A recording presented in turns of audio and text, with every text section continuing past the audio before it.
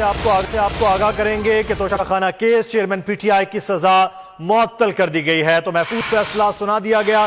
توشہ خانہ کیس کے حوالے سے پاکستان تحریک انصاف کے چیئرمین کی سزا معطلی اور ضمانت پر رہائی کی درخواست کو منظور کر لیا گیا ہے۔ چیئرمین پی ٹی آئی کو رہا کرنے کا بھی حکم دیا گیا ہے۔ اسلام آباد سے آپ کو اہم خبر دے رہے ہیں آج کی۔ توشہ خانہ case chairman P T I کی سزا معطلی کا معاملہ اور اب فیصلہ سنا دیا گیا ہے۔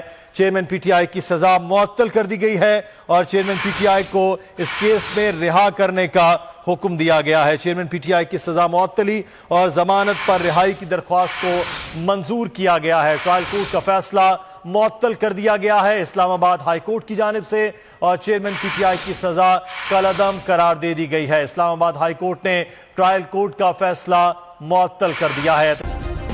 سبسکرائب کریں اور بیل دبائیں تاکہ کوئی خبر رہ نہ جائے۔